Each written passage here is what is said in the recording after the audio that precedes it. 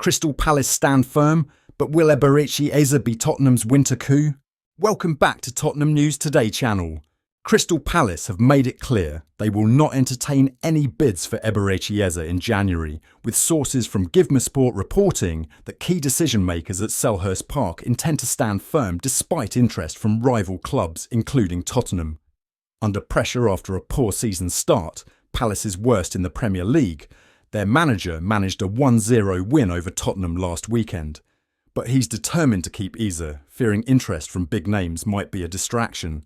Tottenham, though, have strong hopes that Eze could be the creative addition they need to challenge for a top position. Palace, however, remain unwilling to budge, demanding the £60 million price set last summer.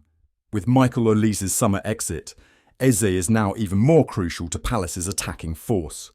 Despite the team's struggles, he's been a bright spot, registering 5 goal contributions across 11 matches, showing his importance in their bid to recover from a disappointing start.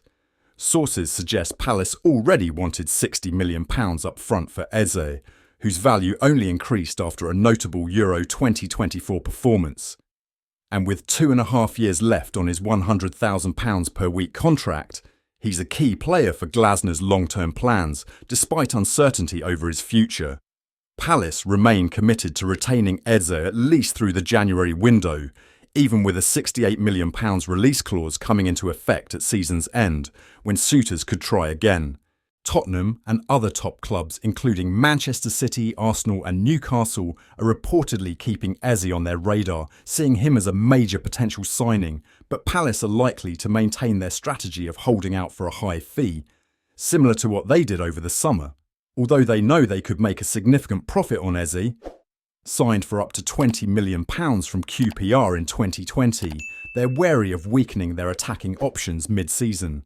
Palace's summer demand for a substantial upfront fee was a sticking point, with sources revealing that clubs could still meet Eze's release clause if he doesn't sign a new contract.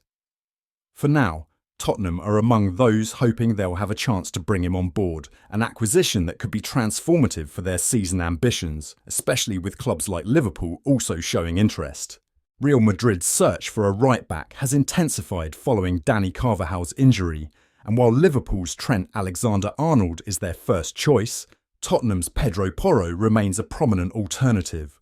According to AS, Pedro Porro has continued to impress Madrid's scouts with his performances in the Premier League under Ange Postecoglou's revamped system.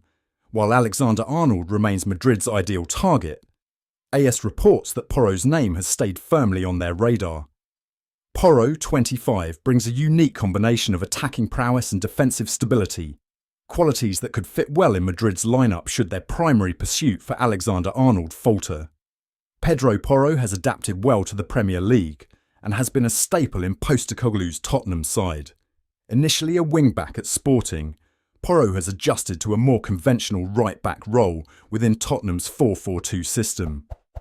Although he remains offensively inclined, he's refined his defensive capabilities, making him an attractive option for clubs seeking a balanced right-back.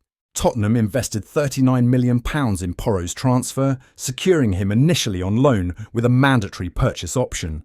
Since his arrival, his market value has surged, aligning with his initial transfer fee, a factor that could complicate any Madrid approach. With a contract lasting until 2028, Tottenham are unlikely to entertain offers below his purchase price. Given Madrid's primary focus on Alexander-Arnold, a move for Porro may only materialise if Liverpool's right-back opts to stay at Anfield or if Madrid struggles to finalise terms. Seeing Madrid's interest in Pedro Porro is a cause for concern for Spurs fans. He's proven to be a solid fit under Postecoglou, not only adapting well to the defensive demands of the Premier League, but also bringing that invaluable attacking edge. With every minute he plays, his value grows, not just financially, but also in what he brings to the team. Losing him now would mean disrupting what looks like a promising tactical setup under Postecoglou. Tottenham defender Micky van der Ven appears to have confirmed he is set for a spell on the sidelines after picking up an injury against Manchester City. Van der Ven was forced off during the first half of Wednesday's 2-1 win over City, which secured Spurs' spot in the Carabao Cup quarter-finals after racing back to tackle Savinho. He left the pitch in floods of tears while holding the back of his leg. Speaking after the game, Spurs manager Ange Postecoglou said of Van de Ven, yes, he felt something in his hamstring. It's still early to predict how long he will be out, but he definitely felt something and we'll see how he is. Micky Van de Ven on Thursday night posted a short message on Instagram alongside a photo of his hands on his head which read, "Back soon." Spurs will be hoping the damage is not as bad as the hamstring injury Van de Ven picked up in November last season, which ruled him out for over 2 months. Serie A giants Juventus, AC Milan and Napoli are keen on bringing Radudrasin back to Italy, though Tottenham Hotspur have little interest in selling the £26 million Romania international.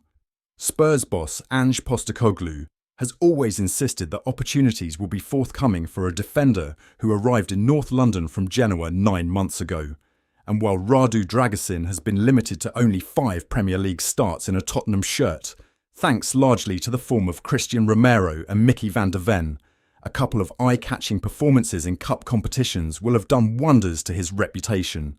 Dragusin put that Carabao red card behind him with a solid display as a Mikey Moore-inspired Tottenham defeated AZ Alkmaar in the Europa League last week. The former Bayern Munich target was outstanding meanwhile, as Spurs knocked Manchester City out of the Carabao Cup on Wednesday night. Timo Werner and Pape Matar Sarr scoring early on to render Matheus Nunes' effort a mere consolation. And TBR understands that Tottenham have no plans to weaken an impressive collection of centre-halves by letting Dragusin go just as his career in the English capital is starting to gather speed. TBR have been told that a Napoli side coached by Antonio Conte are keen on Dragusin ahead of the January transfer window. The 2023 Serie A champions were one of the clubs who missed out when the 22-year-old joined Tottenham in the winter. There are clubs that are more renowned, they have more attraction, and I never get angry about that. Napoli president Aurelio De Laurentiis told Tutto Mercato at the time, "See Dragusin, to whom I offered more money than Tottenham. He preferred England even over Bayern, and you can't fight that desire." Napoli are interested again, alongside AC Milan and Juventus. Milan are coached by former Tottenham manager target Paulo Fonseca these days. Juventus, meanwhile, looked after Dragusin during 5 years of his development. Romania national team boss Mircea Lucescu talked up a return to Juventus this week too. Dragusin's camp are fielding inquiries, but as TBR understands, they are simply keeping their options open rather than pushing for the defender to depart. Agent Florin Manea recently indicated that Tottenham would not consider letting Dragusin go. It is normal for Napoli to have him on the list. He is a footballer who played well in Italy, Manea said. But I don't think that Tottenham will part with Radu, even in the current situation where he is not a starter. Apart from Romero and Van de Ven, they have no one at centre-half. I think that Radu will get more chances this year.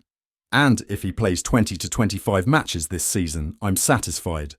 Dragusin was one of a number of squad players who impressed as Pep Guardiola's Tottenham hoodoo continued in the Cup. Postecoglou was also full of praise for teen sensation Archie Gray and an imperious Rodrigo Bentancur. "You saw guys like Radu, Archie and Rodrigo come in tonight," Postecoglou told reporters at full time, "and they did a fantastic job for the team. There's always an opportunity if you keep winning.